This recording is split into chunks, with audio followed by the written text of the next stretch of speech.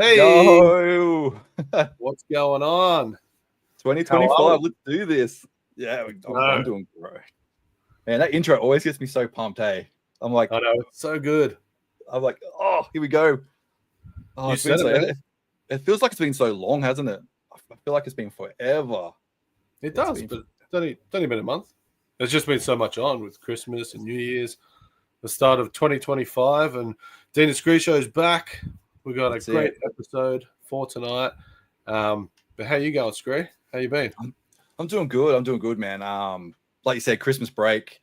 I had 2 weeks off just to hunt and just go crazy at op shops, and yeah, I've got a lot of pickups to show tonight. So hopefully the show doesn't go too long because I've got a lot of pickups. But yeah, I'm super keen to get back. This is I'm excited. Nice. Well, we're gonna really big episode tonight. We've actually got a couple of legends in the toy community. Two of the guys that pretty much are part of one of the biggest online toy collecting socials we have here in Australia.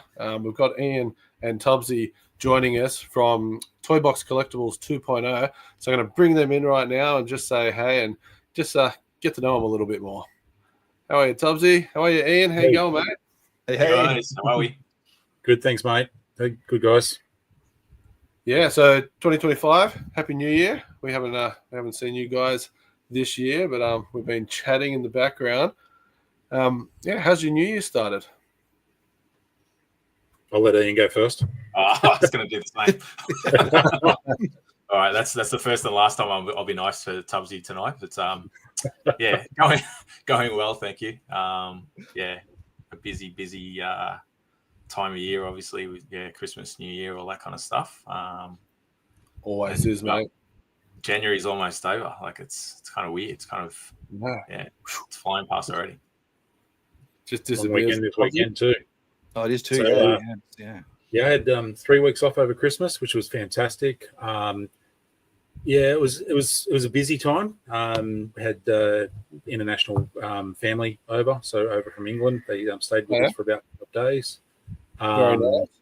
Yeah, it was a really busy time. Come back to work and it was twice as busy as it was before we left.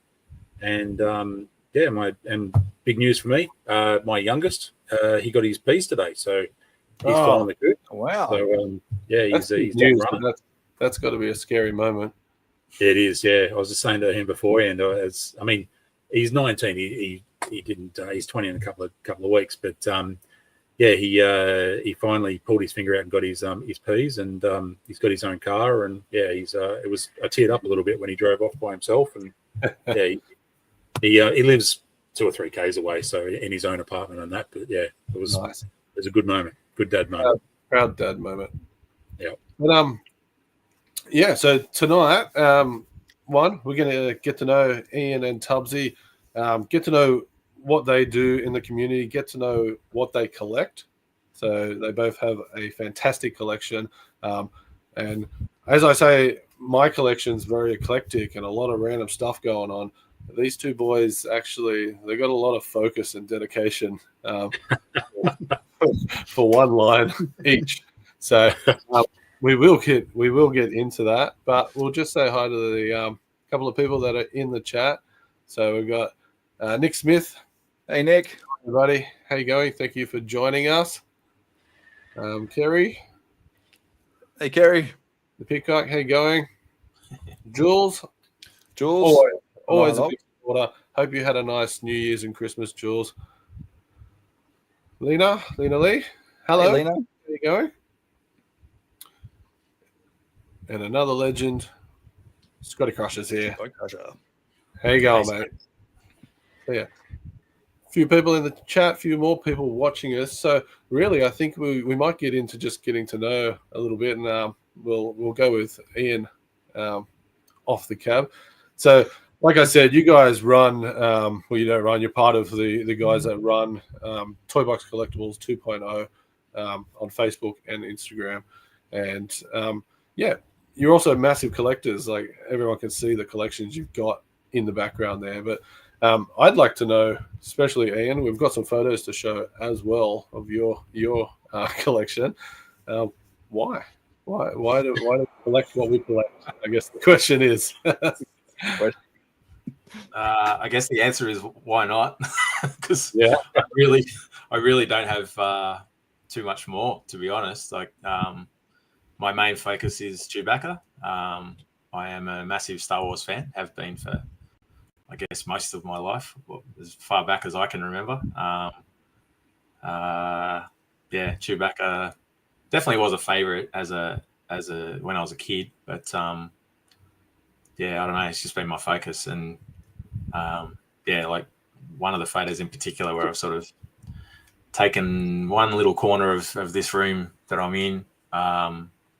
That's literally been a COVID project. So everything in that photo has literally been from lockdown onwards. So yeah, the focus mainly in recent years has been Chewbacca. They are all different, these ones. And what makes these all different? Just yeah, different COOs, country of origin. Yeah, there's some slight variances there. One of the most common things that people say when they come into the room, and Tubbsy, I'm specifically talking about your lovely wife Sarah. Her reaction when she walked in, she's like, "But they all look the same." And it's like, "Yep, that's cool. Yep, you can leave now. It's okay." No, I guess yeah. And this is something that I've only recently learned myself, just all the different variants. So yeah, there's some subtle variances, subtle differences between them. There's I want to say I think it's 27 different types of Chewy when you get down to the specific tiny little variants. So Wow. Yeah, that's my focus now. Just I've got a lot of the modern ones, which are cool. They have their own place. A few mocks and yeah, I don't know. Specifically now, what I'm focused on is just vintage Chewbaccas. So yeah, that's my main focus. And what I don't know, what keeps me ticking along every day. What keeps me in the hunt. I just learned. Oh, sorry. Yeah. I was going to say, I just learned something then, like, because I'm still learning stuff like the lingo in the collection when you said COO. And I was like trying to work out what that meant when we're in the green room talking about it. I'm like, what does it mean? And then you said country of origin. So like, yeah, I wanted, yeah. So I was like, interesting. So yeah, one of the most. I'll share those photos again. But you said you loved Chewbacca from when you first saw the movies. Like, what was it about him that stood out? Like, most people are like, I want to be Luke. I want to be the scoundrel Han. Like, why Chewbacca? Yeah, again, good question. Like, I don't. It's not to say I didn't like Luke Skywalker and Han Solo and that, and hated the baddies like Darth Vader back then. I have a huge appreciation. I've actually got a Chewbacca. Sorry, so that by default that comes out not Chewbacca. I actually do have some Darth Vader figures, vintage stuff as well as modern stuff. So yeah, I don't know, just Chewie. I don't know. He was just a big, gentle giant kind of thing that stood up for his mates and helped everybody out. The quiet achiever. Yeah, gentle. I like that. Well, gentle unless you rubbed him up the wrong way. So I was going to say, unless you beat him at that hollow chess game and then you rip your arms off. Yeah. Well, that's fair enough. So you didn't really get to see Chewie shoot his crossbow in the originals. Mm-hmm. You got to see what his crossbow could do in the new Skywalker, the Rise of Skywalker. No, sorry, Force Awakens movie. The first time. What did you think about that? What did you think about Chewie representation then? Yeah, it was pretty cool, and yeah, with the bowcaster in particular, the way that it was used, and as you said, like you kind of discovered it as the movie sort of told the rest of the story and filled in some gaps. And it's no mistake that Han Solo grabs it in one scene and he shoots it and he's absolutely impressed by it, blown away literally by what it does. So yeah, it's kind of cool. I do like that. A little special moment since Chewie doesn't have much. He famously didn't get a medal in at the end of A New Hope. So I know. Did you enjoy that moment? When he got one in the end? Yeah, kind of. Yeah. Kind of. We just say, hey, Stanko, how you going, buddy?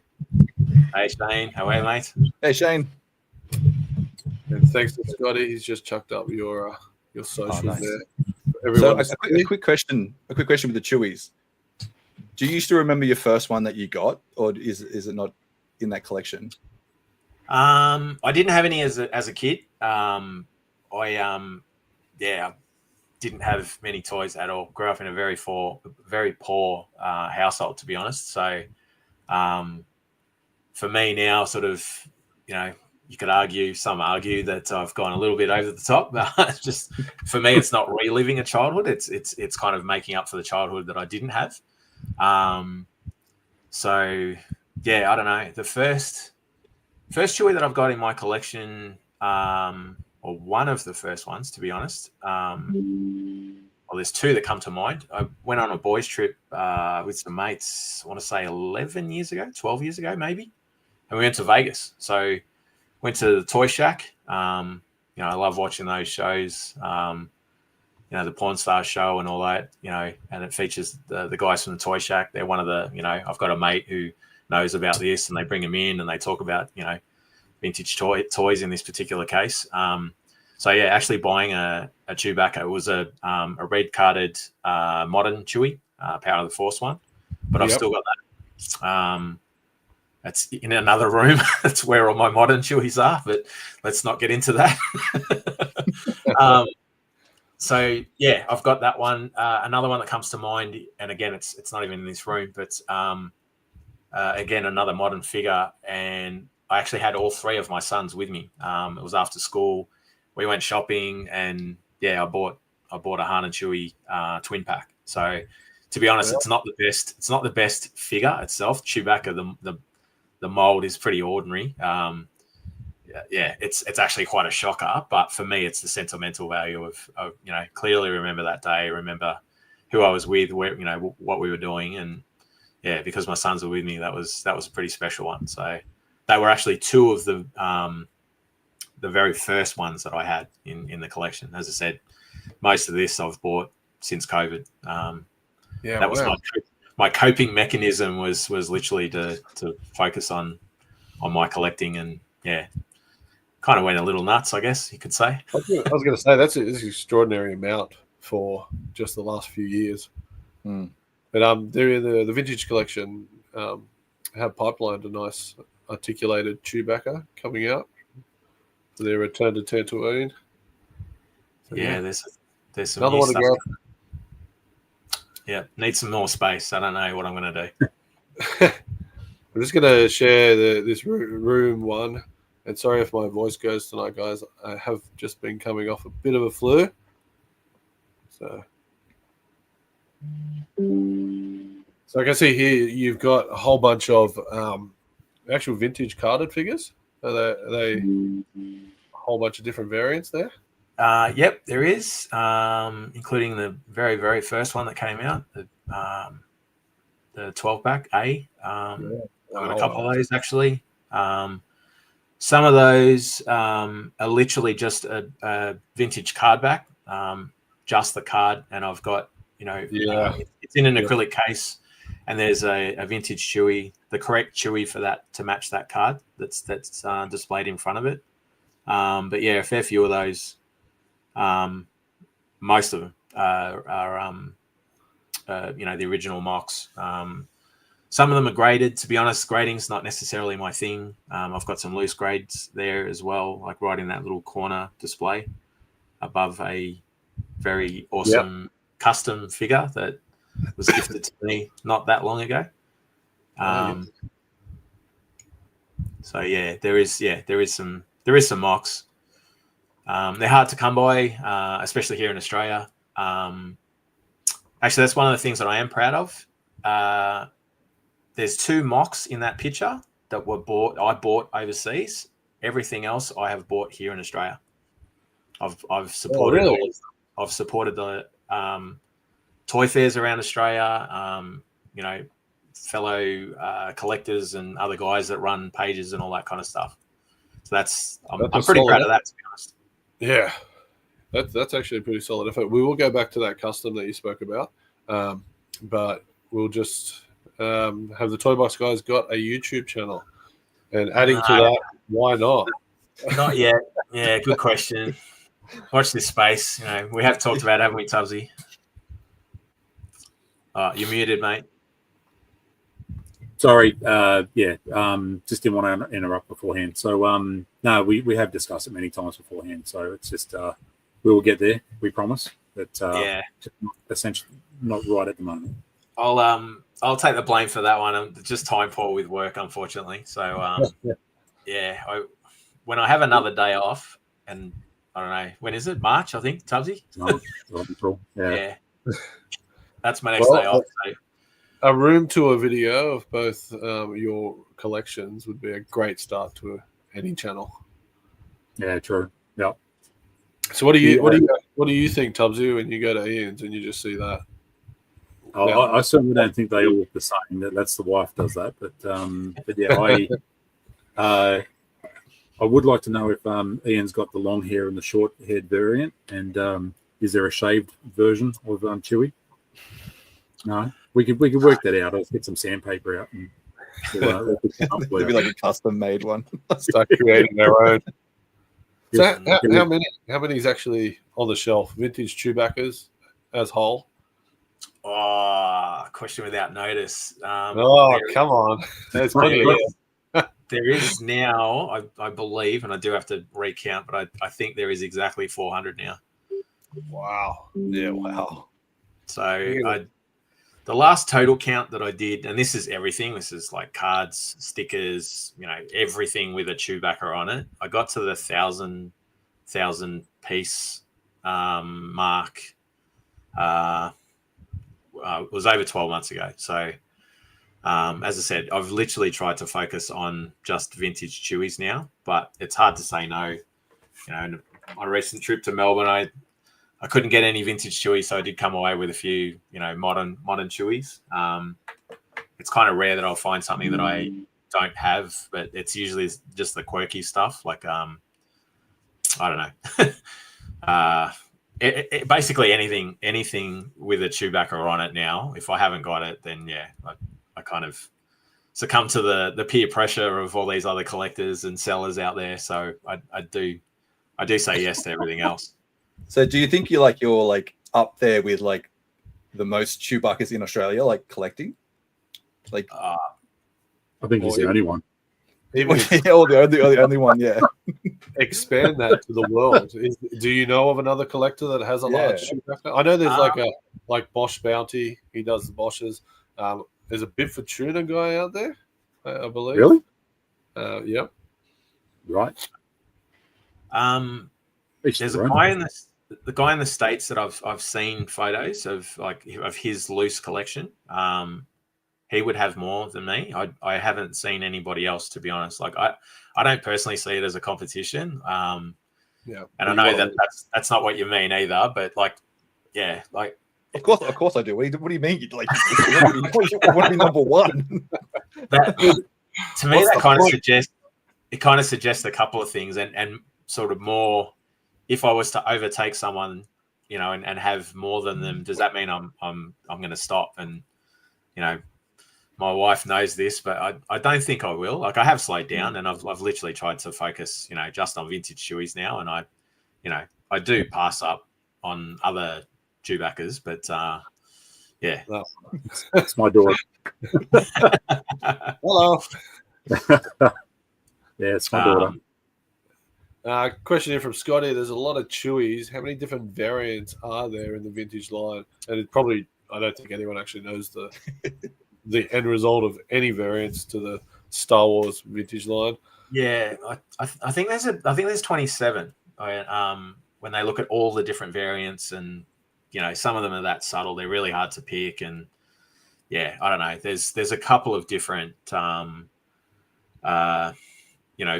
different versions. It depends on who you discuss it with or whatever, like who you take as, the whatever. I don't know.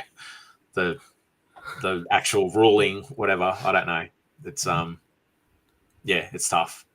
Not a competition we're not winning. Like, the vintage collection of Star Wars has like endless amount of variations to their figures. It gets crazy. Yeah, The it good thing does. about Chewie is that how many different outfits. Like you look at Luke, there's different outfits through the time. There's Han's different outfits. There's trench coats. There's bits and pieces. Chewie wore a belt around his a bag around his shoulder, and he's sweet. I mean, there's variants on. I think there's different coloured eyes. There's with teeth, without teeth, all that sort of stuff. But the good thing is you don't have this endless supply of different uniforms. I mean, I think it was it Shadows of the Empire. There was one where he sort of wore some shoulder pads and a mech suit with the buzz cut. Yeah, that's it. Yeah, the buzz cut.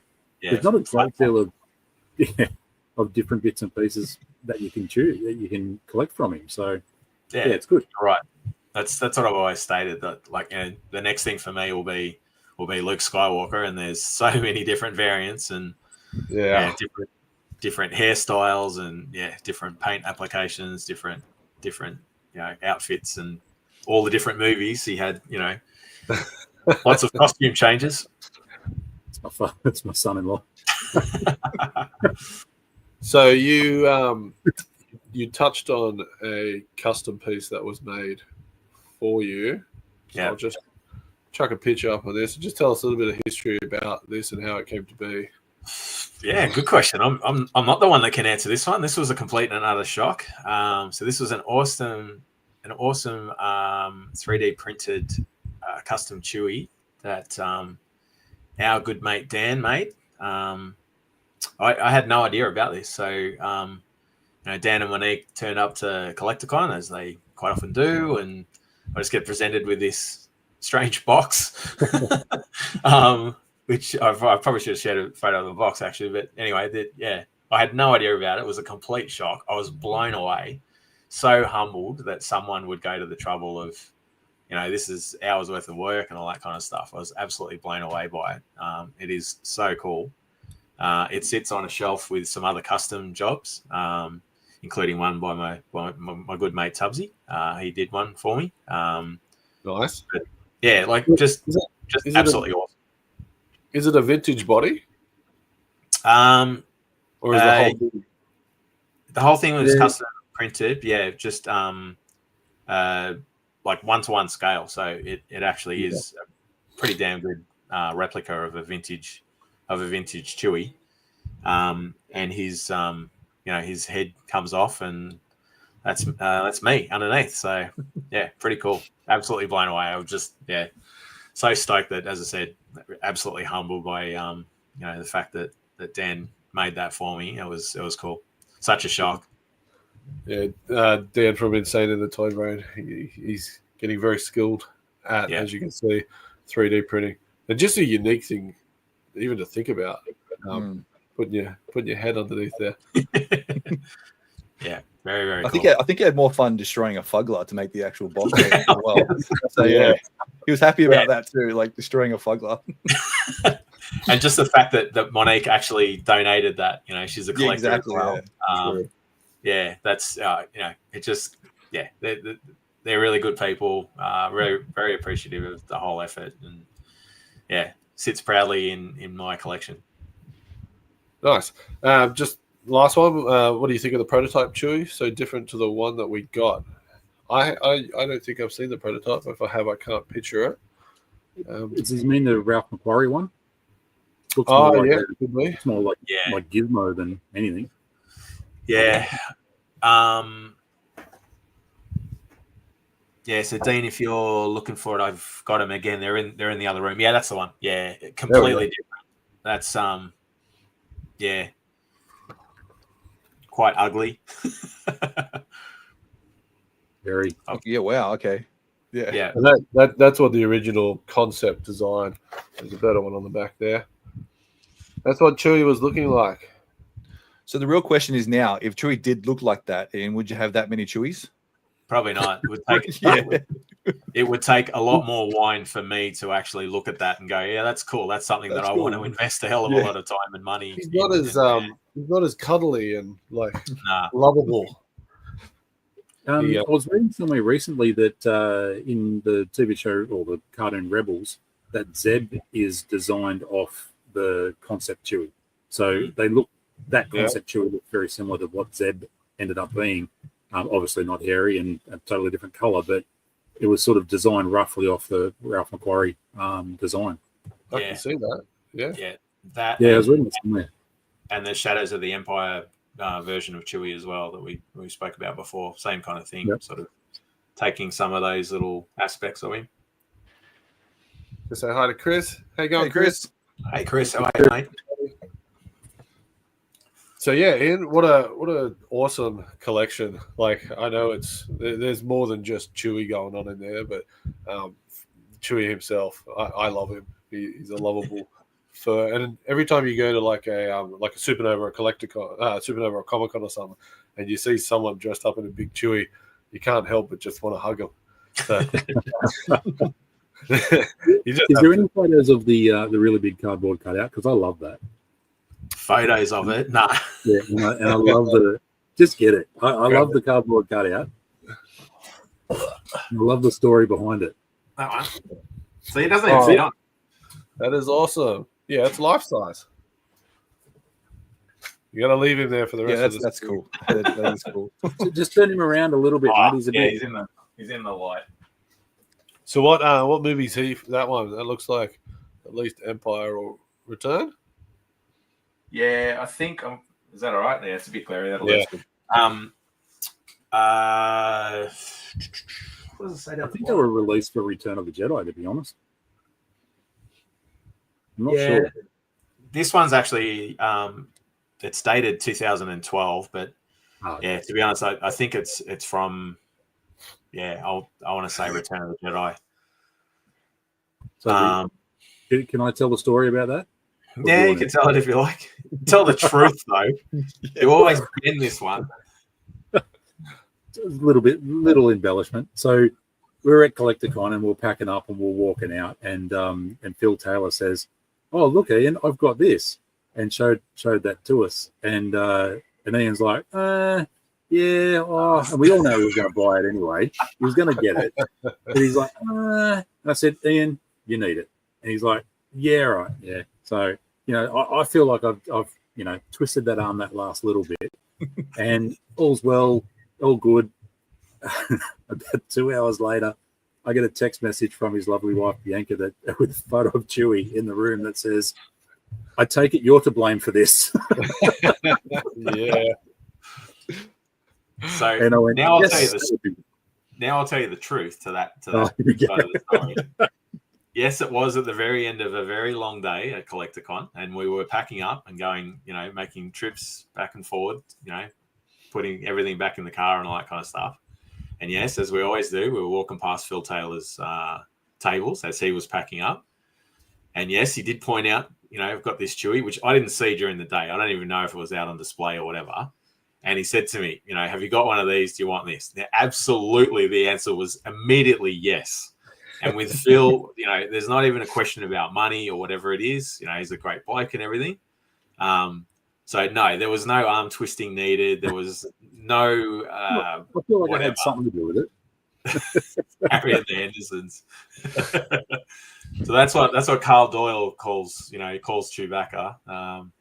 He always has a go at me, saying that's what I collect, Harry and the Hendersons. But no, that cardboard cutout there. He was always going to come home with me. And on that day, I pull up in the garage and I start taking everything out of the car, and I'm, plonking some boxes down and all that kind of stuff. My wife didn't know about this, so I literally got it out of the car and unfolded it and set it up. He was just by chance, he was standing in our bar at home. And I was just going backwards and forwards, and it did scare the crap out of my wife when she walked past. She wasn't expecting a big ass cutout, standing there. So yeah, that was the end of it. And then yes, she did get on the phone, message Tubbsy, thought he was behind it. So now it's a running joke with Phil Taylor. He's always shouting out to Bianca that he's got some more giant cardboard pieces that need to come, home with me. If he gets more Chewbaccas, I won't say no, but unfortunately he hasn't had any Chewies. Sick. But this one, because this is my home office. I work from home, I don't know, a lot. I do have to move him. I have to move him either out of the room or just to the side because I have my company logo as instead of a blurred background. But he has from time to time. Oh yeah. It picks up a face. It picks up the eyes. So he has inadvertently, and it's mainly just his head, and it actually looks like because the camera tries to focus in on him and zoom. So it's quite weird. Of course I don't know it, but I've had some interesting workplace Zoom meetings or whatever, and with some screaming going on, which I'm unaware of. I can't see it, but yeah, Chewbacca's. I don't know. He's decided to join the meetings from time to time, so I've had to move him, unfortunately. Those HR emails would be good to read. There was one thing, my background actually, and again, I couldn't tell, but my background actually, it removed itself. It disappeared.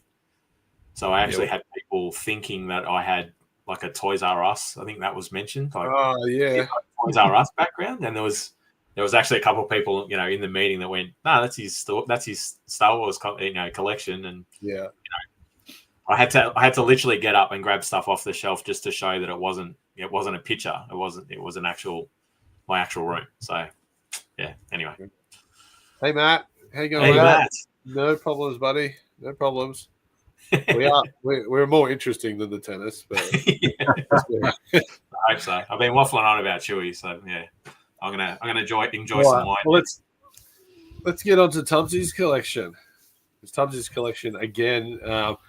It's not Chewy's, but it's and it's not just one thing. It does have a good focus, and we've got a whole bunch of photos to show.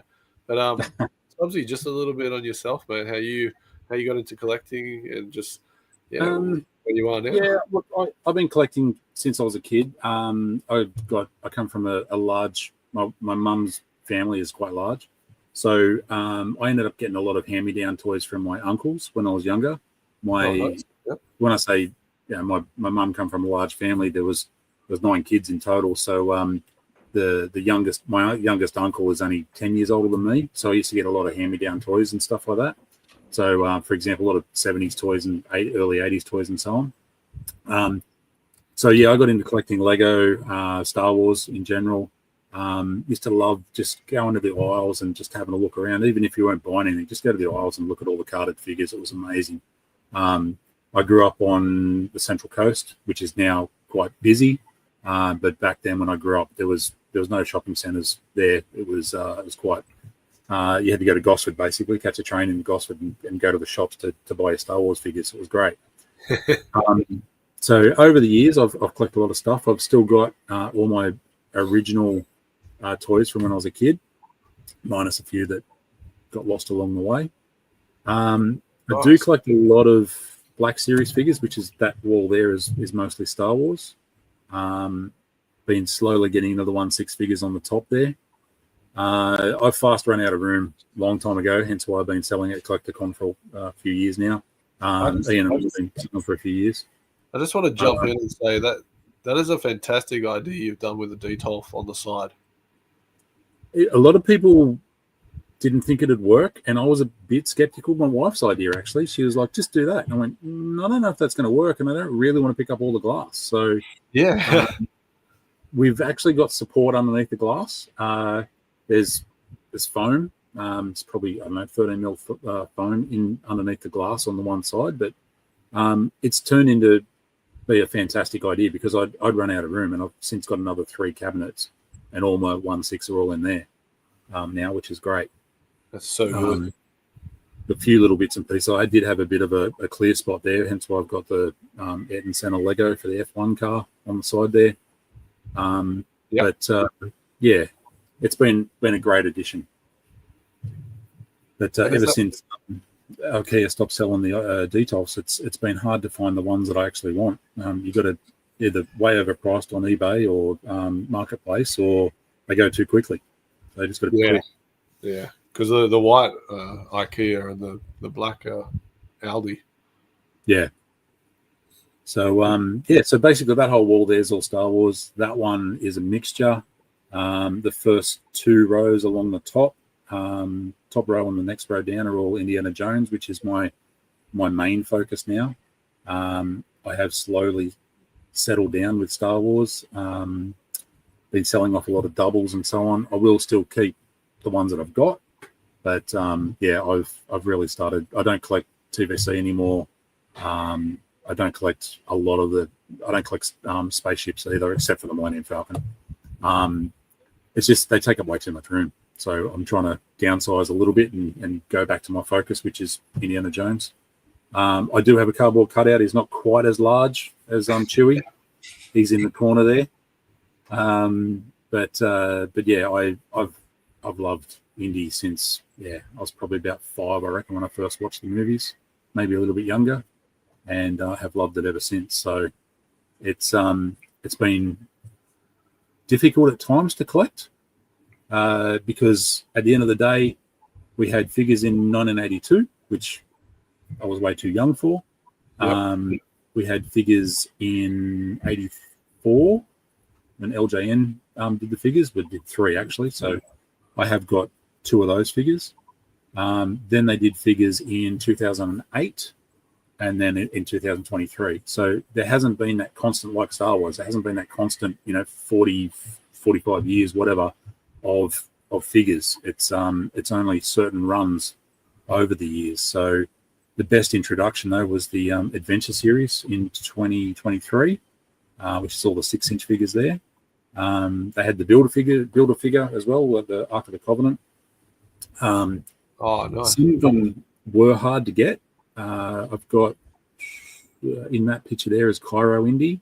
It was rather expensive for a figure that came with no accessories. Didn't have the bottle, didn't have anything. I had the monkey, that was it.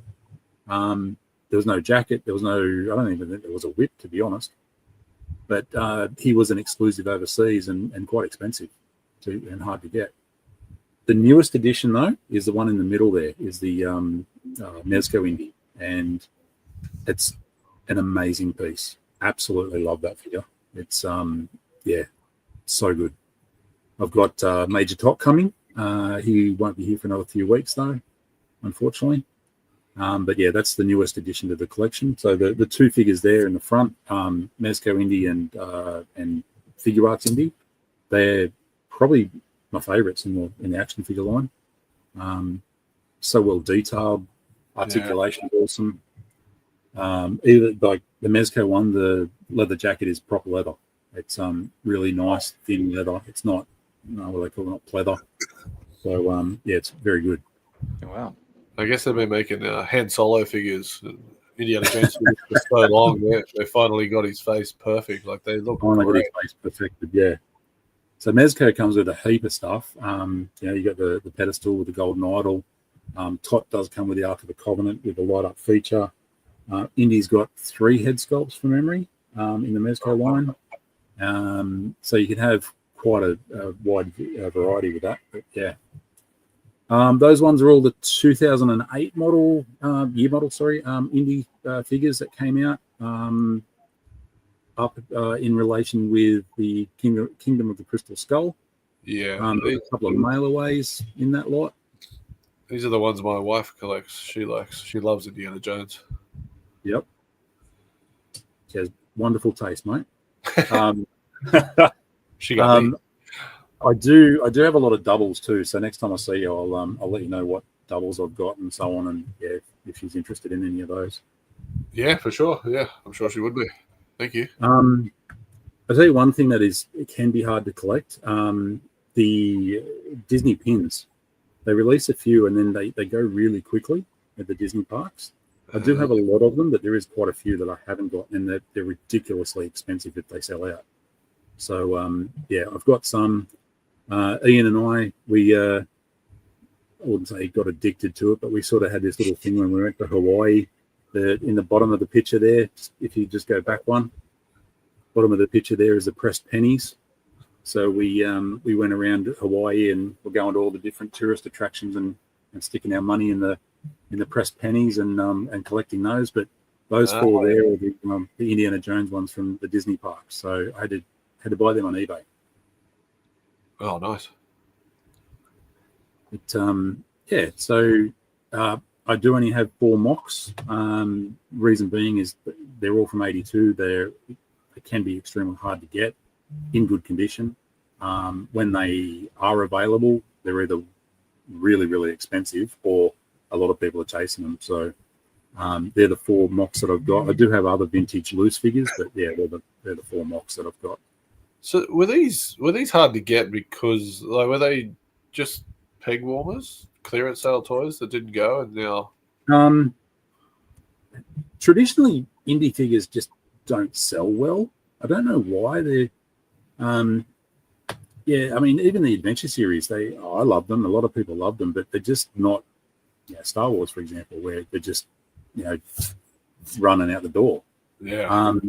The original vintage figures, I don't think they were readily available in Australia, to be honest. So we're talking 1982 anyway, so I was True. 6. Yeah, so it was a bit hard for me to collect them back then. Even then they had mailaways as well. But Indiana Jones on card can go anywhere from about $1,200 to $1,500 wow. for that mock, which is it's cool. But all those mocks that you see there have got stickers of $2.95. It's a massive increase. I know that mocks are worth it, obviously, because they're an older figure, but it just sort of sometimes the prices you just go shake your head and go, I can't afford that at the moment. So one day I'll get it, but I do have loose vintage indies, but yeah, some of them can be a bit hard to get. And to be honest, some of them look atrocious. So the face sculpts on some figures are really, really bad. He's got a bit of a nose on that one. He's got a bit of a nose on him. Yep. That, to be honest, I think that's about the 3rd one of those I've had. I've bought them and sold them on or whatever, or I gave one away as a present. But that's the exclusive that came out with the Golden Idol. I do also collect other stuff, so that's my Mad Max collection. The small part of it at the moment. There is a lot more cars coming out in the next couple of years, so looking forward to that. So these are all new items. Yeah, so they're new to me. So the one in the very back there is brand new. It only come out about 4 months ago. The Interceptor, it's been out for a few years now. They're all 1/24 scale. So and the Knight Riders Interceptor as well. So you got the first of the V8 Interceptors and the last of the V8 Interceptors. Wow. So eventually I will get the pursuit vehicles as well. But eventually they do go for some big dollars. I thought this one was different for what you're collecting. I love Assassin's Creed. I love the game. I've got all of them. I've got all the figures that were released in the 5-inch range. I've got them all. 4-inch range. I've got them all in the 12-inch range as well, apart from the movie figure. So who makes these? These are done by Damn Toys. So they're an official release. They had the license for a long time. They have since lost the license, and got all of the Damn Toys figures that came out. There was another Evor from Valhalla that came out. But it was nowhere near the detail of these. So yeah, these ones are fantastic. So you must have played all the games. Played all the games. Yeah, definitely. Did you finish Ragnarok? What was it? Valhalla, sorry. Valhalla are finished. The only one I haven't finished is Odyssey, and I'm currently playing that through now. Well, not now because I've been spending a bit of time playing the new indie game. But yeah, up until that came out in December, I was playing Odyssey again because it's such a big game and fantastic. Yeah, wow. So what's going on here? I understand the Star Wars helmets, but the top shelf, is that Troy? Sorry, no, but it's a Spartan helmet, yes. We've got a friend who is an older gentleman. He's retired now. He hand makes a lot of stuff. He only ever makes 10 of whatever he makes. So he's made crossbows, he's made trebuchets, he's made all those helmets there. But he only ever makes 10 of each item that he makes. Okay. he does sell them, and we buy them. But generally, he's got customers basically that he's got his 10 customers that he makes them for. Every one of those are handmade. They're paper mache. They're extremely thick cardboard, so they're heavy. The Crusader helmet, no, the one on the right hand side that's got the wizard hat. Thanks, Shane Gould. That one opens up, so they open face as well. But every one of them says in it who made it. So Joe Harvey, and 1 of 10 or 2 of 10 or whatever. All of those helmets there are 1 of 10, minus the first one, the frogmouth jousting helmet on the left hand side, and it's a 4 or a 5, I think, of 10. Wow. I just apologize. I will get to comments in the chat, guys. We've just got these last photo to show. That one. These were all the original Daybill posters that came out in the cinemas. So that took a while to hunt some of those down. There was only ever one Raiders and one Last Crusade poster, but Temple of Doom had 2.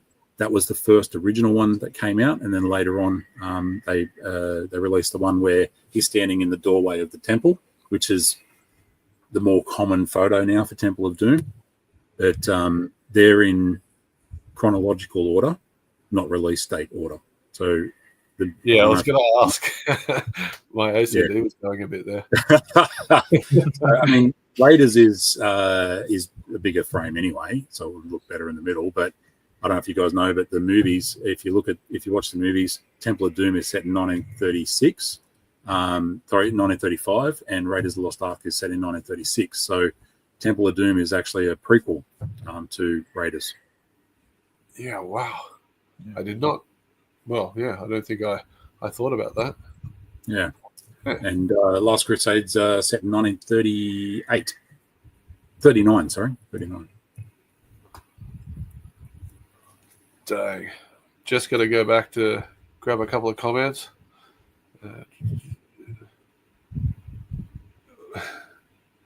So Maddie's here. We'll say hi to Maddie. Hey, Matty. Hey, Matty. Everyone's just saying hi. So Nate joined us as well. Uncle Dave's movie and toy channel. Hello.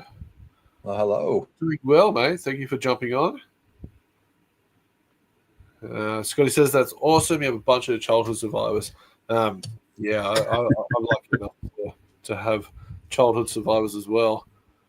I'm going to put you on the spot too, Tubbsy, with one of your childhood toys that I had the pleasure of seeing and actually holding. Yep. Can you get your vinyl Cape Jawa, please? Yep. Back in a second.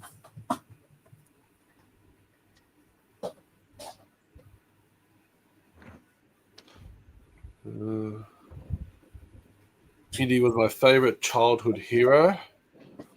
I think he used a lot. Like, he was great. Mm.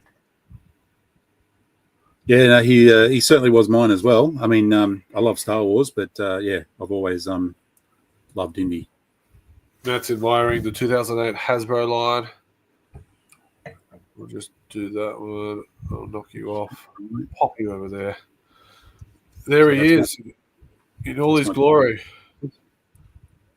I purchased this off the shelf in whatever year. I can't remember what it was. I was probably about 6 or 8 or something like that. I can't remember. But in the 30s. Yeah, not in the 30s. No. Wow, I think I paid about whatever it was on the shelf at the time. I bought it at Franklin's shopping center because they used to stock Star Wars figures. Wow, wicked! Yeah, so That's Franklin's crazy. I bought that for probably about $3 or $4, I think, roughly. But I've had that since I was a kid. So and I think out of the original, was it 76 photos, 76 figures on my box that I've got, X amount of 76. I think I had about 42 of the originals there, something like that. Nice. That's awesome that you got a Jawa from a Franklin's. Yeah. I remember toys from Franklin's. I got my corpse figures, the Leonard corpse figures from there. I used to love that. Go shopping, parents would say, you can pick one, grab one. You're like, I'm getting this pack with like 7 figures. Yeah. And the funny thing is, in all honesty, like, I love this figure now, but when I was a kid, I hated it and I never played with it. It sat in the box because I bought 2 other Jawas because they had the cloth cape. The cloth cape looked more like the movie.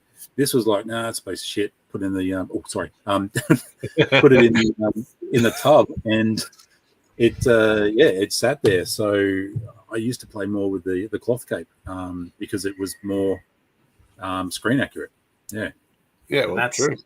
Yeah, that's when I heard that story the first time and physically saw that figure. That is just absolutely amazing. So yeah, to answer Matt's question, yes, that is the Toltoys one. That is the vinyl cape Jawa, an extremely rare grail. It's the only one that I've ever held. And Tubbsy, whether he knows it or likes it or approves of it, that's going to me one day. I've claimed that one. Jawas are my. Sorry, Ian. You met my mate Matt Broadbent. You and him are going to have to fight that over. That's fine. That's fine. You got him there. Yep. I was just going to say that I love picking up Jawas, especially the Power of the Force 90s Jawas, the little 2-packs that you get. That's my sort of army building. I really wish that, where they released the 40th anniversary. So they brought out, it might have been the 50th anniversary of Lucasfilm. They brought out a vinyl cape Obi-Wan. So it had it's a standard figure, but it had the vinyl cape on it in the 6-inch line, that is. So the 6-inch line. It was really a missed opportunity. They really should have brought out a vinyl cape Jawa on the 50th anniversary Lucasfilm card back, or even a 40th anniversary A New Hope line. It just was, really a missed opportunity. Can you please just put Matt's comment up there, and we're going to screenshot that as well. That's now legal, legally binding. I'll come back. There you go. Right. Yeah. Done and dusted. You and Matt can punch on over it. That's okay. or have civil conversations Over a couple of drinks. That's right. Mike's here. How you going, Mike? Thank you for jumping on, buddy. Hope you're doing well, mate. We'll just pop back to a bit of love for the Assassin's Creed games. They are awesome, but I never find myself being able to finish them. Same. I'm trying to finish Valhalla. I love Valhalla. It's got so many awesome little Easter eggs, in and around England. But the one that I haven't been able, I've played it, but I just haven't been able to get into it fully is Mirage. It seems when you go from Valhalla, where there's such a big everything to explore, and then you go to Mirage, where it's like a city and the rest of it's dirt or desert. It's all sand. It's like it seems a bit boring to me. I just haven't got into it yet. My son's we're getting a new one, aren't we, this year? We're getting a samurai one. Yeah, samurai one, Shadows. Yeah, super keen for that, Skree. Cannot wait. That's really why good. That's why I'm trying to finish Valhalla now. It's like just renewed interest in that, just to try and finish it off. Nice.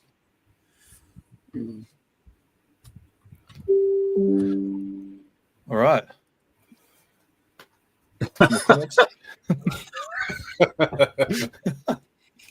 The stand solo. I just had a bit of a chuckle at Scott Crush's comment, the last one. There you go. That's it. There's your first live stream on your new YouTube channel. We could do it at the wrestling rink at Collecticon if you want. Yeah, Collecticon. Yeah, it can be there one you go. Perfect. One of my Friday fights. Well, that's it. That'll be a bit biased, mate. You're the one who runs that segment. You said Collecticon, so let's jump into that sort of thing. So, obviously, awesome collection, Tubbsy and Ian. Thank you very much. Like, Actually, sorry, just before we go on to the next section, I just wanted to. There's one of the photos. I'm not sure if we put it up, but very good friend of a lot of people in the community, especially myself and Ian. But Scooter Antonio, he's made a few things like handmade. This, I mean, it's 3D printed, but he gold leafed it, and I love it. Yeah, it's just so.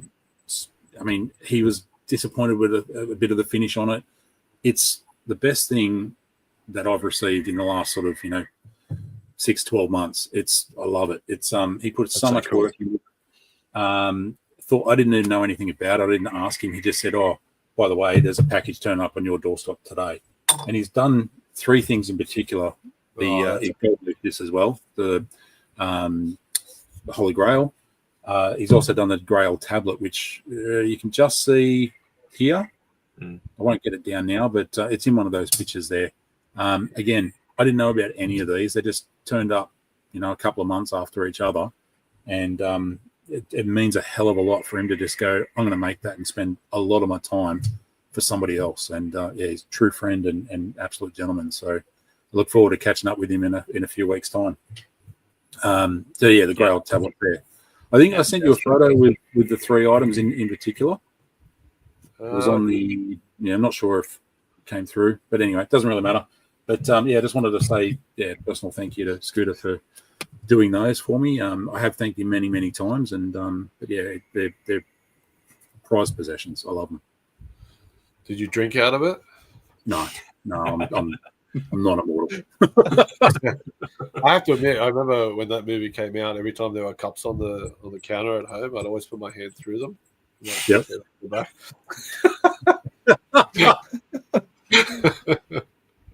But did your wife say you chose poorly?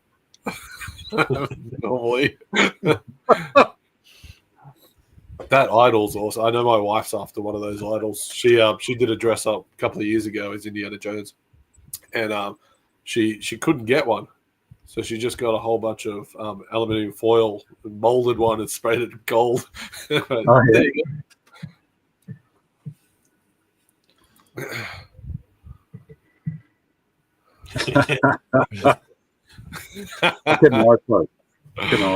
You look like you already have. Your face is melted.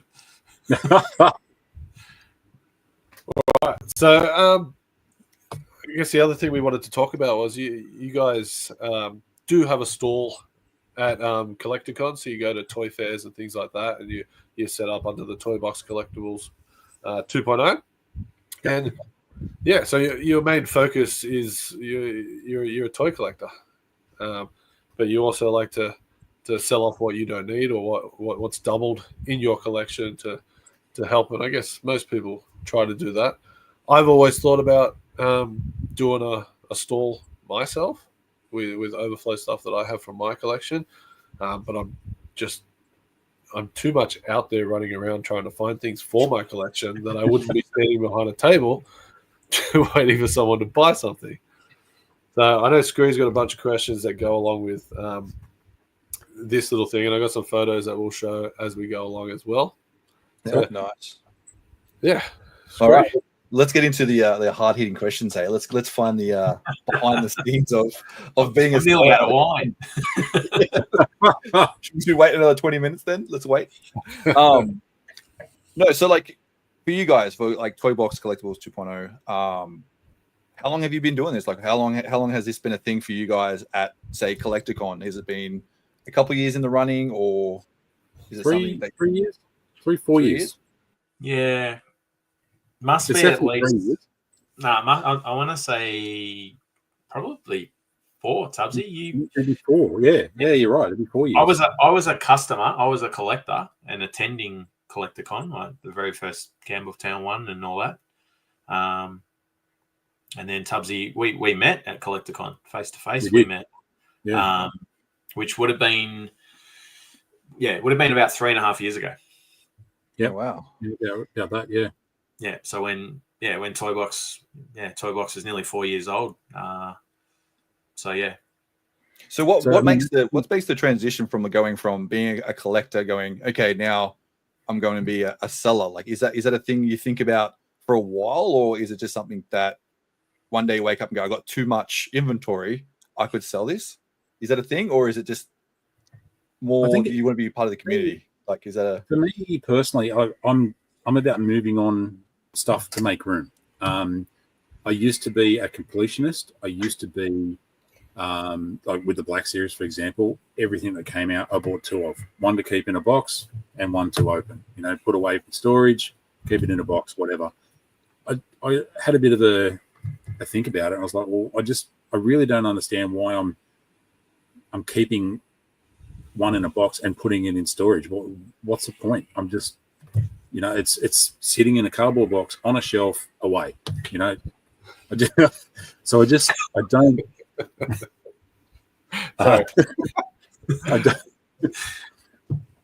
Dean went, yeah, okay, sorry, I just saw it. Yeah, so for me, it was just more about moving it on. I felt overwhelmed. I just had too much stuff. To be honest, like without my wife's guidance, I would say with the and help of cleaning up the man cave, I just had it looked like an indie warehouse. It was just chock-a-block. It was so much stuff in here. I had stuff in the house, in the storage room, in here. It was just everywhere, and I had to get rid of it. So I just made the decision to whatever I had as a double, which was everything in the boxes, take them out, sell them. It proved the fact that I could reinvest that money in other stuff. You know, it was just sitting there doing nothing. That was my first point. And I'll let Ian mention about this, but we don't buy collections to sell them or anything like that. Everything that we've got at Collecticon is either stuff that I've purchased and then 6 or 12 months later gone, I don't really need it, or gone through the cupboards in the display cases and gone, don't need that, and just concentrated my focus to the main Star Wars that I grew up loving, versus everything else. Yeah. As you can see, I don't just collect Star Wars and indie. I've got DC, I've got Marvel. I got rid of all of my MCU stuff. I've now only collect in Marvel. I only collect Ghost Rider, Punisher, and Spider-Man. Spider-Man is because that was my first superhero that I fell in love with. It was just, I loved Spider-Man. It was awesome. I only collect those 3 now. But in saying that, I haven't really bought much Marvel stuff for a year or so now, to be honest, apart from the latest Ghost Rider that came out. So that's my story with that side of it anyway.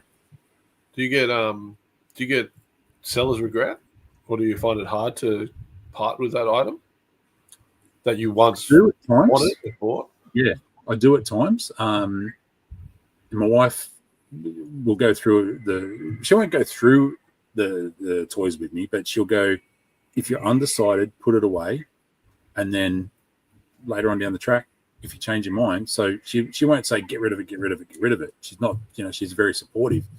But if I'm looking through boxes and going, don't need it, she'll go, put it back in the box, have a think about it later on.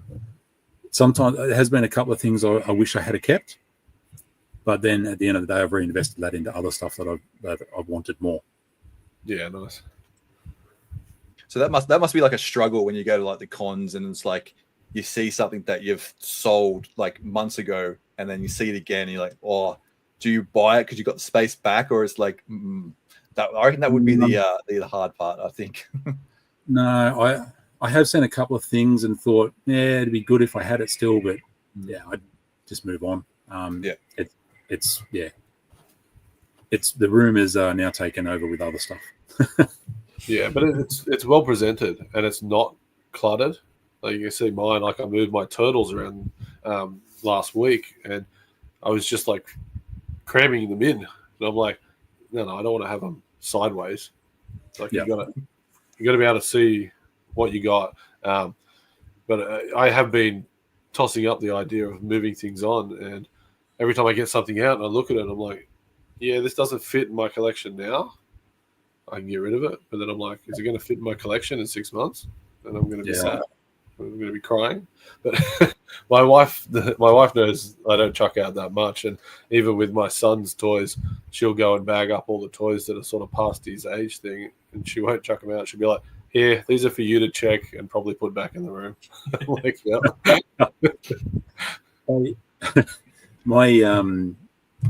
I've often joked with my kids and said, it's funny that I'm your father and I have more toys than you guys ever did. And they're like, I don't want any of the toys I've got. And I had that attitude when I was a teenager as well. I was like, I don't need this stuff. Yeah. I'm so glad that I mean, when I was a teenager, I lived on a farm and I wanted to buy a new motorbike. It's a bit of a long story, but anyway, I wanted to buy a new motorbike, and mum and dad were like, well, we're not paying it for it, so you're going to have to sell some of your stuff. Cool. So I had a garage sale and I sold Castle Grayskull for $20 and I sold He-Man for $5. I had heaps of that. I had the original Ghostbusters that came out. I had heaps of Turtles. Sold it all for what I needed to get the motorbike, for example, or whatever it was. Yeah, the motorbike at the time.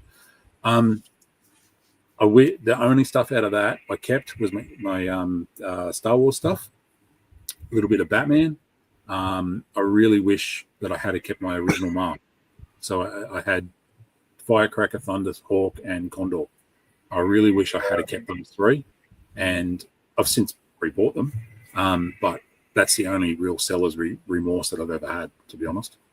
Yeah, nice. Like that. Like your focus has changed through your life, and like that's the point where most people lose their whole collections. They don't make it through the early 20s to the 30s. Yeah. I'm done. So, yeah, nice. So I do have some photos of the actual setup that you guys do at Collecticon. Oh yeah. So this is how it starts, and I guess from my perspective, I'm an early bird ticket holder. So we get an hour before the general public, but you guys are there either the night before or early in the morning setting up. And I guess what is that like? Like, what is it? Is it just insanity with everyone trying to set up all their stuff, bringing in tubs of stock? Like, run us through a little bit about what it's like that an hour or two before Collecticon kicks off. I've spoken enough, so I'll let Ian take over, handle this one. I was gonna let you start because or maybe I should, because my day starts getting there at 6 a.m. Tubbsy has in the past not arrived at 6 a.m. because he didn't set an alarm. Once I accidentally didn't set the alarm, and I'd set it for the weekday, not the weekend. So I slept in, and Ian rings me at, I don't know what it was, 6:01. And he goes, any chance you're close? And I went, any chance I'm not even out of bed yet? And so it was a one time. Yeah, well, one time, it's all it takes. This is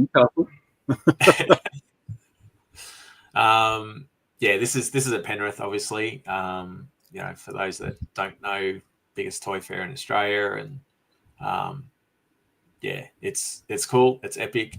We don't arrive. We don't do any pre-setup the night before. That is an option. And obviously, some of the biggest sellers, when they've got 6 tables or whatever they do, they get in there on the Saturday and set up. So we literally leave it all. 6 a.m. is when the gates open for us to drive in and start unloading boxes and set everything up. These are the. I don't know. I think this might have been back in. So from this photo to this, how long does that take you? 2.5 hours. Mm. Yeah, wow. Yeah, 2.5 hours, and that's fun. And I want to say probably 99% of stuff has prices on it as well, which is one thing that Tubbsy and I prefer to do. And yes, you're laughing. I'll let you go on from that.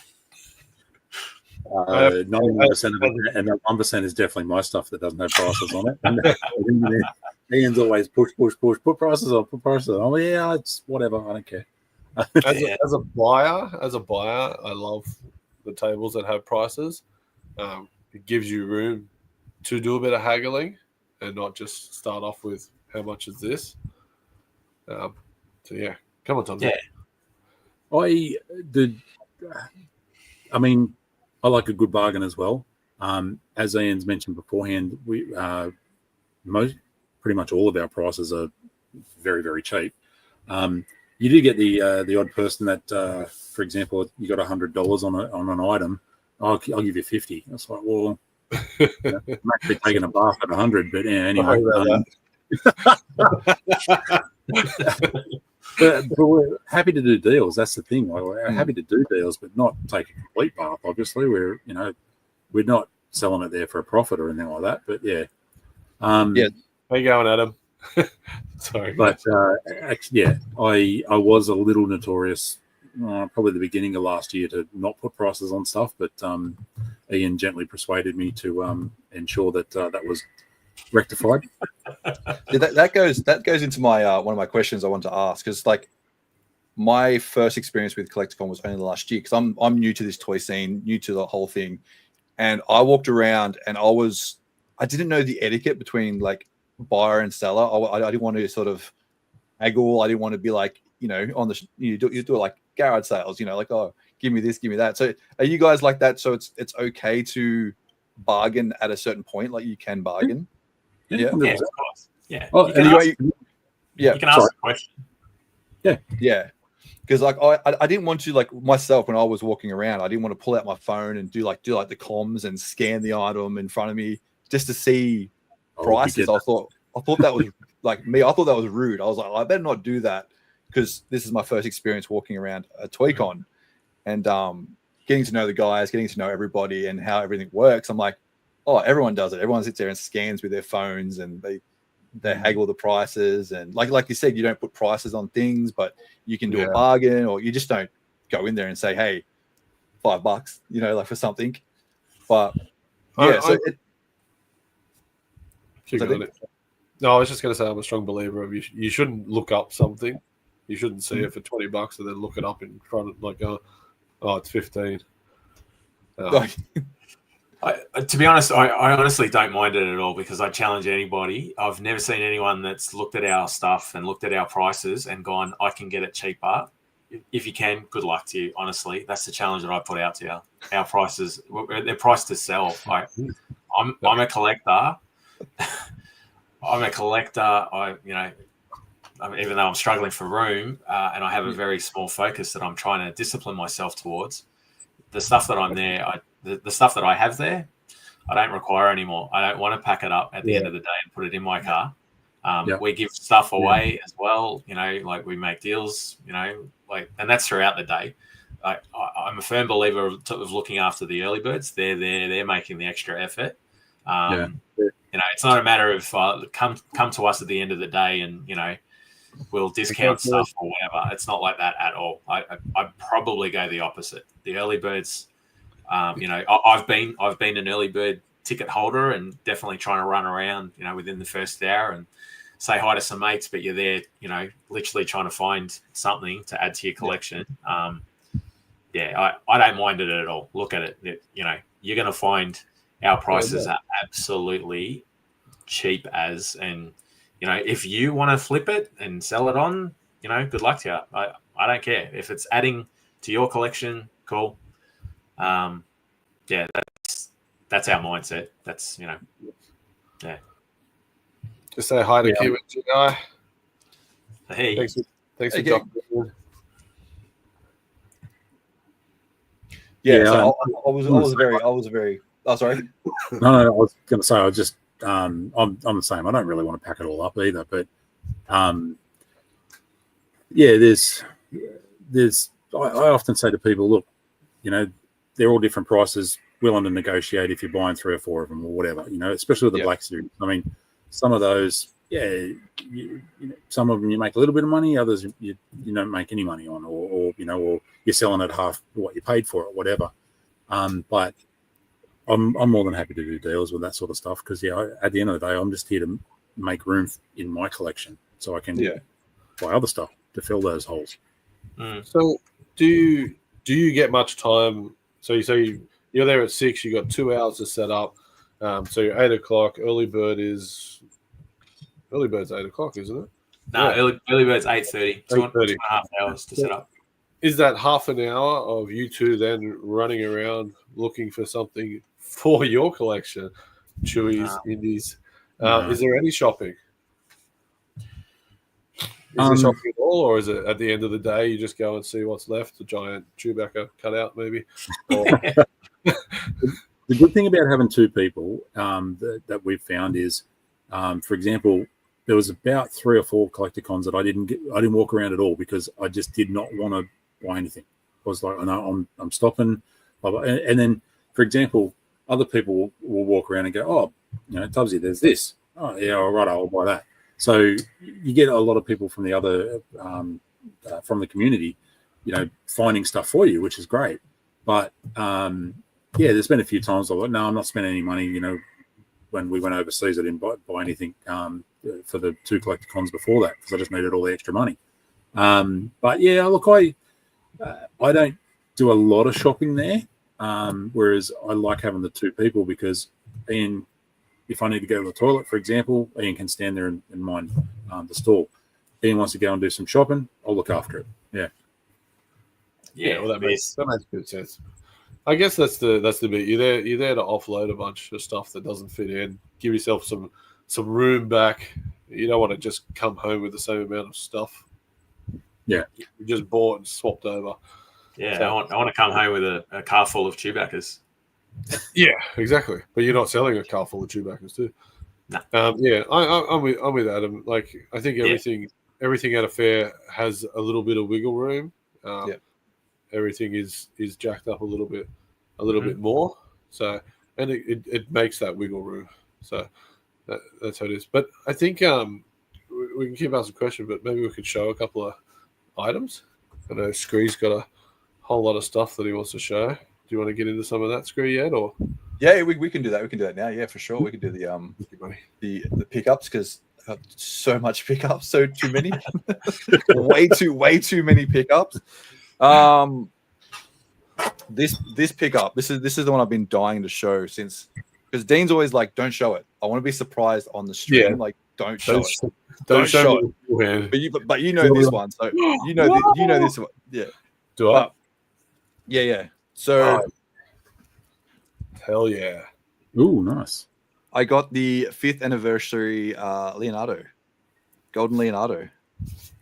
Very nice. It's the literal. It's the cherry on top of the vintage collection. Okay. If you're a real collector in vintage turtles, you got to have that piece. It's so nice. And I think we found out it was numbered 96,000. So yeah. Is there 96,000 in the line, or is there more than that? Like that's numbered 96,000. Yeah. So there's 100,000 of them made. Okay, nice. All right, awesome. 100,000 of them made. Yeah. So yeah. So I saw this little bad boy on good old Facebook Marketplace, and I was like, sold. So yeah, I got that one just before Christmas. So that started the Christmas. What's the name? Yeah. So just for those people that don't know, it is a Leonardo figure, like with his katanas, right, yeah.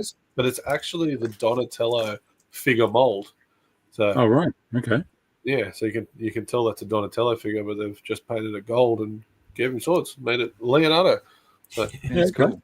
Fun fact for that, but that is a sick pickup. And for Marketplace, like wow. See, I'm on Marketplace like every day. Like Marketplace is like my like stomping ground. I love it. It's so good. I picked up this too. This Mr. Potato Head. Hey guys, Hazel. Mr. Potato Head Super Soaker. Super Soaker. Yeah. Have you tried this out yet? No, I haven't, because I want to put it on the shelf and I don't want to put water in it. But the guy I bought it off said he tested it and it did work. So where does the water come out of? Everywhere. It looks like it's got holes on the bottom. Okay. And I think also the hat pops up and sprinkles out. We might have to test it one day. Yeah. I don't. Have you done a reel? Pops off. Water goes everywhere. Yeah. What'd you say, Dean? Have you done a reel or a video on this? Like, is there a commercial for this? Not yet. No. This is one of the ones I was saving for the show. before I did like the deep dive research. I like Tubbsy's idea that, like, eventually we'd just go, and, like, Yeah. everything would just explode off it. Be like, uh-oh. But yeah, no, it's just this is like from, what is it? 96. Wow. Oh, okay. So, yeah. Wow. And that was a Facebook Marketplace one as well. So I was like, You. that's crazy. Nice. So, quick question for you, because of the Marketplace, I'm on Marketplace quite a lot as well, but in all honesty, I've got 4 saved searches, and they all include the words Indiana Jones. So I really don't look at much. Oh, and there's another one, 5. I got Mad Max. But so do you just have like a wide? Do you just search anything, or you look for turtles? You look for? I mean, obviously, Mr. Potato Head is a different to a turtle, but Yeah. did you specifically look for that, or did it just pop up? It just pops up. So I'm lazy, so I search only like 20 Ks from my area. So I don't want to drive far. So whatever pops up, yeah. That's how I do it. So, Hey, Stu. Hey, shoot. But I know if I increase the search, I'll drive further and spend more money. So I keep it narrow. So they just randomly pop up. Yeah. You get some cool things on Marketplace. I don't like Marketplace. I don't like the idea of going to meet some random somewhere, and like I've never really done it. People send me a lot of things and say, "Hey, look, this is near you," and I'm like, "Yeah, I get it. You get No, it. You do get some characters. You do get some characters on Marketplace. I hate meeting up with somebody on a curbside and like counting out cash and then getting a box and jumping in your car and driving off. I swear people are there going, what's going on there? Ring the cops. You just need to get a t-shirt. It's like, it's not drugs, it's Marketplace. You know, like do you boys have some stuff we want to share? Or we might go around. Do you have any new things for 2025 or anything you wanted to show off that you haven't? I know you've just showed off your whole collection. But... So, like I said, the newest thing for me personally is the Mezco. Ian's just got Chewbaccas. What else is he going to show? Anyway, it's a bit, but that's the newest one that I've got. Like I said, the leather is proper leather. The head sculpt, there's 4 of them. 4 in total. The hat comes off, or did a few days ago. The head came off. He's got a weird haircut, but anyway, he's what? It's to hold his hat in place. Don't want to blow that off in the wind. It looks like Mr. T with blonde hair. So that's the newest one for me. There has been other stuff, but that's the most notable for me. I'm looking forward to Tot coming as well, so that I can have the 2 together. Both figures are awesome. I think there's 3 or 4 heads with Tot as well. You can go normal face to melty face, melty hands. So looking forward to that. I don't know if you have you ever thought about like diorama setups? Yes. Like doing that sort of. It's something that's been on my cards for a little bit. I would love to. I mean, to be honest, I've got heaps and heaps of stuff to start. I find it difficult for me personally to find motivation. I look at, lots of different diorama groups. I help admin a diorama group. I don't know if you guys know, but I do a lot more of the plastic scale modeling than I do building dioramas. Yeah. Involved in that is building bases and so on to go with it. But I just don't really find that. I much prefer to sit down and paint a plastic model and put it together than I do playing with foam and so on. I think what other people do are great, and I question my skills at that sort of stuff. It's a bit of a self-doubt thing for me personally. But I do have ideas of doing dioramas of a catacombs and all that sort of stuff, or a tomb or whatever. With a boulder. So I can have any stuff. But again, it's fine in the room. Like I've got here, there's a diorama takes up the whole shelf. So it's more of a room thing for me as well. Yeah, true. No, it's just something that especially with my Star Wars collection, wanting to maybe get into doing sort of diorama pieces. especially like around Endor and things like that, where I could do a bit of that moss grass sort of thing around the bunker. Yep. Yeah, no, I just thought because you got these really high articulated Indiana Jones like 12-inch figures, and like you can put them in any position you want. Like Yeah, true. the background completes it, I guess. I mean, I don't have it here, but I do have. I think I printed 3D printed like 50 skulls, so I can build the catacombs diorama. I just haven't had time to do it, to be honest. It's I would love to, and I will do it eventually, but it's just not physically possible at the moment, time wise.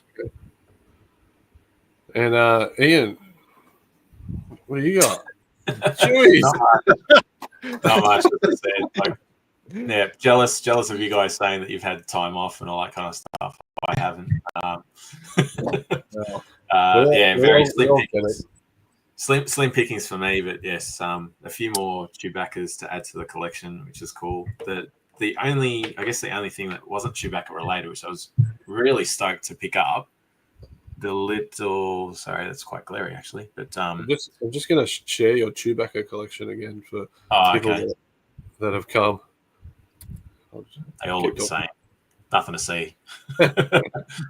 I got a pickup that I did get. I was in Melbourne back home in Melbourne for 8 days over Christmas, and managed to pop out to Aaron's Collectables one afternoon. So picked up the Lego minifig Santa Claus, which is actually featured in our Christmas banner, the Toy Box Collectables 2.0 Christmas banner.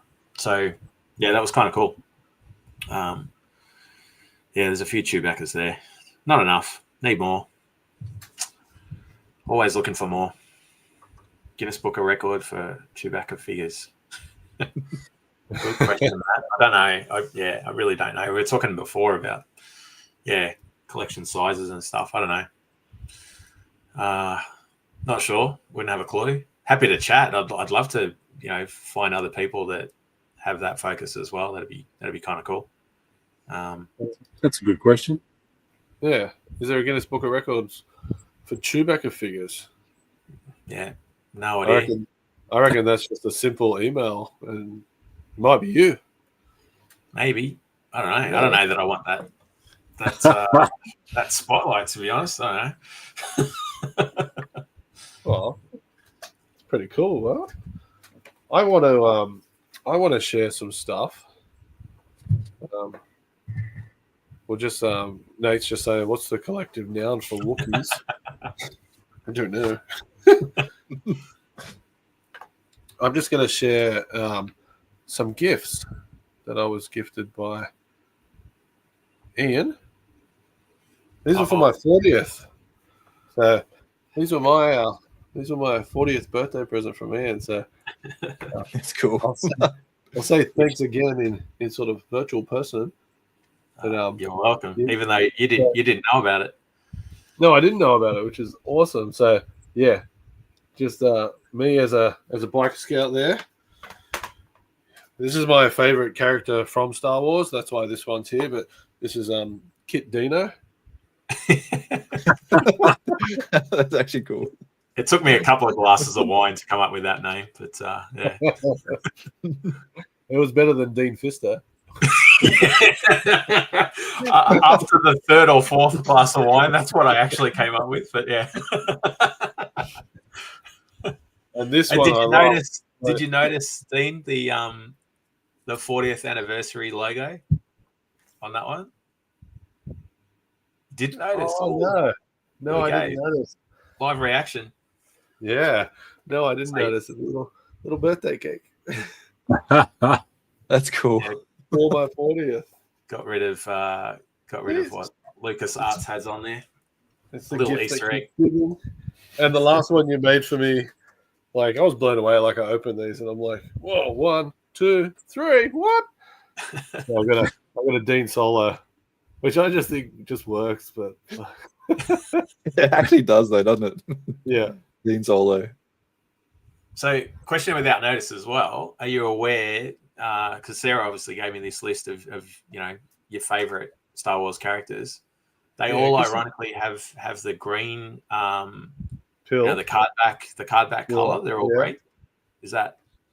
I don't know. I know you're a Turtles fan. Is that somehow a subliminal message or whatever? Or No. is that?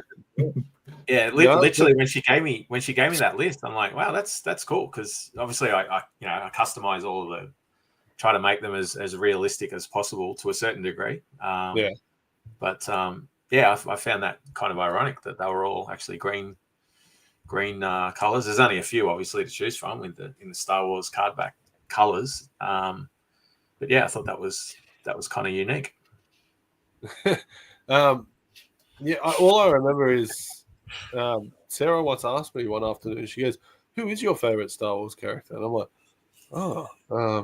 and it was Kit Fister. And I said, well, you probably don't even know who he is. And yeah, my son is Color Link. I like it.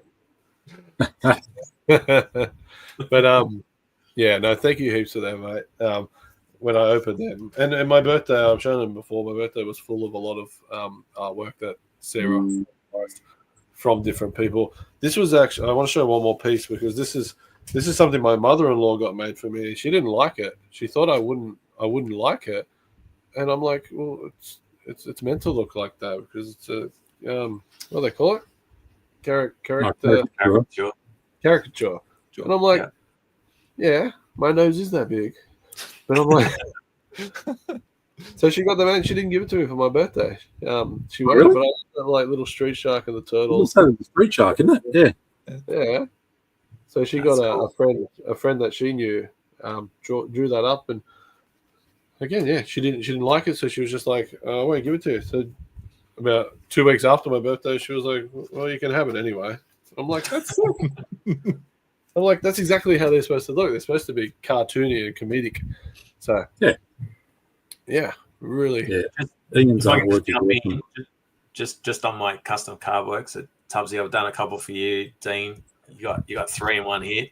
Skree, being out there, mate. If you want me to do any kind of custom card work for I'll find that. Hang on a second.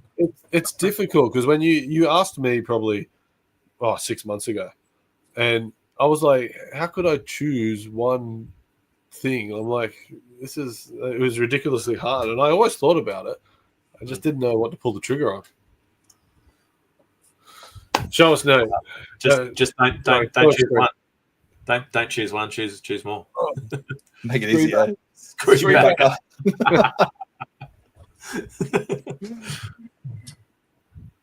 All right, Skree. All right. What haven't we seen? Oh, I got one more thing. So, Dean, Okay. remember I don't even know where it is. Here. So, remember I showed you the Steve Owen pop? Yes. So I always say I'm not a pop collector. So I'm like, okay, as soon as I got a Steve Owen pop, I'm now a pop collector. And I had to get 2 more. And then Dean's like, pops normally come with 4. And this is what you haven't seen, Dean. The 4th one. Yay! They always come in 4s. But because I like to research things that I collect. I now got to hunt for another one that has a different sticker on it. So apparently there's one with a different sticker. It's like a Australian zoo exclusive. So you've got 2 that are the same, and then you got 2. One's a chase, one's a pop culture sticker. Yeah. So they're all different. Oh, they are. Okay. Yep. Yeah. So that's the crocodile. Ah, right. Oh, Okay. yeah. Cool. That's it. And then that's the snake. That's the pop culture. And I think this is the one that comes with the zoo sticker. Yeah. Okay. And then and the chase. Where he's holding a turtle. Trying to get the glare. Yeah. Yeah. Nice. I just want to get to some of these, Skree, because the chat's exploded with great. You got Skree backer, which we've seen. Skree backer. Screeby One Kenobi. Nice, Nate. Nice. Screevel Knievel. Nice. And then we've got a new hashtag started. Skree is not a pop collector. that was actually my hashtag for a while there when I started doing like getting pops. I was like, I'm not a pop collector, and then all of a sudden, Don't you remember what happened to me when I said I wasn't a pop collector, and behind me were all my pops, and I was like, oh. But after getting Steve on pops, I'm a pop collector. Okay, I'll admit it now on live. I'm a pop collector. They are very cool. I like them. Yeah, I love Steve Owen. all the time. Right, But, then I realized I had more pops than I really wanted to, so I automatically became one. I just want to show these 2 bits of artwork that I got. Now these things are just like they're not very expensive. They're just like cheap little metal tin things. But my wife picked these 2 up for me. That's so this sick. is That's Street cool. Sharks. Now this is what I think what a live action Street Sharks would look like. Yeah, that is cool. Awesome artwork. It is awesome artwork. Like these are just like A4 sort of tins. Mhm. But she also knows that I love this show. Movie. It is a show too, but yeah. Oh yeah, nice. Dark Dark Crystal, Crystal. nice. But she That's hates cool. when I watch it because I walk around for the next week or so going, ooh. If you know what that is. It's those things. But yeah. I just That's thought I'd cool. show them they're sick. The artwork's Have crazy. you watched the Jim Henson documentary on Disney at all? I haven't finished. It's I haven't. awesome. Yeah, Yeah. I really enjoyed it. Nice. All right. Anyone else got anything more they I just wanted the 2 of the artwork that Ian did for me. Oh, So- yeah. Hold on. Oh, nice. That's cool. That's cool. Did that one. Yeah, you wouldn't even notice that if you didn't point it out. Like, Yeah, and then this one, the bastard.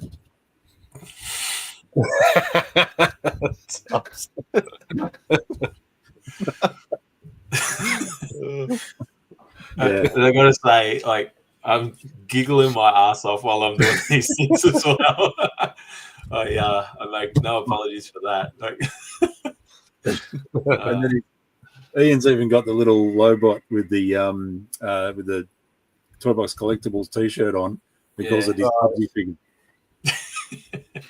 like you've done a few card arts for a lot of people. I'm just like my head's just going, thinking of characters now. yeah, it's good fun.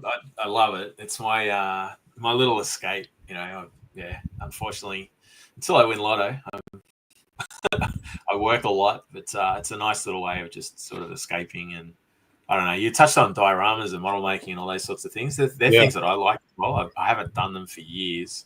I'm like Tubbsy. I've got a D'Agostini Millennium Falcon that I need to finish off. Mine's still my head on the shelf. Again, mine's in the other room that I've sort of taken over. But yeah, I don't know. For me, yeah, artwork. It's something that I can just sort of go back to, and yeah, I enjoy it. It's good fun. So anyone out there, put it out there to anyone. Mhm. If you want some weird artwork, I don't know, stuff that makes me laugh anyway.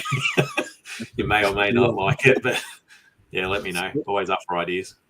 Skree asked beforehand if there was seller's remorse, but I've got buyer's remorse with that D'Agostini Falcon because it cost a fortune, and I'm still like 3/4 of the way through. It's been sitting on the shelf for about, I don't know, 6 years, 8 years, whatever it is. Yeah, so it's just anyway.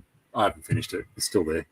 But the wife always says, "You're going to finish that. That's next on the bench. You got to finish that one." Nah. One day. Before we start to wrap up, guys, I just did you do these live presentations of Collecticon when they come on? Are you guys looking to be doing that again? Where I know you sort of pin drop a few of the collectors and try to give people a bit of like help and understanding of what these guys sell. So if you're into Star Wars, go see Phil Taylor at Taylor's Toys and Treasures and like all that stuff. And I'll share couple of photos that you sent. So is that something that we're going to be seeing again in 2025? Yeah, short answer is yes. Again, I'm always time poor. Yeah. I've got every intention of doing this, and usually, like, we kind of want to do it. I want to set these up, to do them, at least sort of 5 days before CollectorCon. It's a matter of getting the floor plan from Amy. She knows I'm always hounding her for that. It's usually sort of shared. Well, now in recent cons, it's been shared a week out before the con, so the Sunday before, a week before the actual con takes place. It's a matter of getting the graphics done behind the scenes, and putting people's pinpointing a few sellers, some mates in the community that we have, and I don't know. There's a bit behind the scenes to sort of do that. This is the shopping list that I did. So, Amy approached me. I don't even remember when it was. I want to say 12 to 18 months ago, at least. Asking me if I wanted to be a part of the admin side of the CollectorCon community page, just to help that sort of, get a little bit more action out there on the Facebook page itself. So I came up with that shopping list idea. Tubbsy and I, we hear it all the time, and I know all the other, a lot of the other sellers hear the same thing. Someone will turn up to their table and they'll ask, "Have you got such and such?" And the answer is yes, but they haven't brought it with them. It's still sitting at home and all that kind of stuff. So, to be honest, it's putting it out there, just, for people to put what their wish list is. So it's both buyers and sellers that are going to be there on the day. Most of us are also collectors. Sellers, that is, we are also collectors. It's probably why we got into the whole hobby. So everyone's always looking to add something to their collection. I put that out there, and I've posted that in in the lead up to recent cons, so that people can just sort of put what they're there for, what they're trying to hunt for, and hopefully the sellers see that, and if they've got something that they can offer that person, then they'll bring it on the day, so that we don't have those conversations of have you got this? Yes, but it's not here, sort of thing. Yeah, I've had that a few times, and you always think they're never going to remember next time. Yeah, that's it. Yeah. Like, we're obviously always asking people if they wanted to join the page. That way they can stay in contact with us. And, we don't just do the cons. We do, it's an open page for anyone to sell on our page. We do live auctions as well. So there's other ways to add to your collection if that's what you're wanting to do, which ultimately we all are. 100%. I missed that. What was the question from Nate? The Young and the Restless. So this is the Young and the Restless VHS sleeve that Nate made for Scotty. So it was the Young and the Restless. Yeah. So it was pretty cool. And Matt's just saying that how appropriate next to the wrestling ring where the battle for the vinyl cape jowl will take place. Now it's going to be on. We could speak to Amy about a headliner. How many years have I been asking to get inside that ring? And one of you has to wear the vinyl cape, one of you has to wear the cloth cape, and then battle it out. I've been trying to get inside that ring for 3 years, I reckon. Oh, really? Yeah. Yeah, we always get told off. Yeah. Amy's a party pooper. Just sign some waiver. You'll be right. Yeah. So, boys, I think we'll wrap it up there on Skree, unless you've got more questions. But just questions good for? Yeah, I'm good for questions. Just want to thank you, boys, so much. Just showing off your amazing collections for anyone new that hasn't seen them. Thank you very much for having us. Yeah, thank you for having us. Really appreciate it. No, it's been a blast, guys. It's been great just to get to know more collectors in the community now. Like, I've got to meet you guys at each collection, talk a little bit on the side. But it's been a couple of years now, so building a nice relationship with more people that love what we do. Yep. Yeah. love to have you both over on Toy Box as well for a Toy Box Talks, and Yeah, definitely. I'll Awesome. ask you some questions.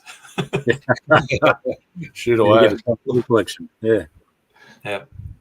Skree, I won't ask about your Google history though. Things like squirting potato heads or Yeah, that's probably a good idea. Like your YouTube algorithm might boot you completely, or your Facebook algorithm. You're the Polly Pocket guy now, Skree.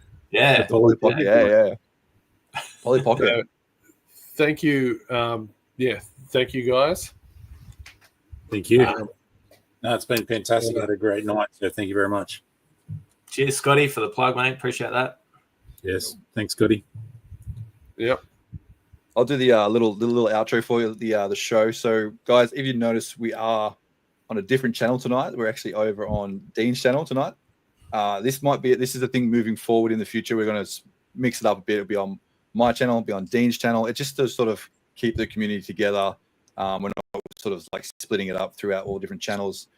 So yeah, all down below, all the rewatches down below, there'll be links to these guys' Facebook page. There'll be links to our page. So make sure to check it out. Hit the like, hit the subscribe, all that good stuff. It helps a lot. It keeps us wanting to do this over and over and over and over again. So it's it means a lot. But yeah, all down below. So make sure to check that out. Well said, Skree. And yeah, we've got a few episodes, so episode per month coming up. We've already got some other great guests lined up. But to start the year, Tubbsy, Ian, thank you for joining us. Thank you for breaking down your collection, your hobby, what you love to do, and just giving us a little bit of insight into CollectorCon and what it's like being on the other side of the table. So Beautiful. thank you, everyone in the chat. And until next time, guys, we will see you. See you guys. Thank you. Bye. Bye-bye.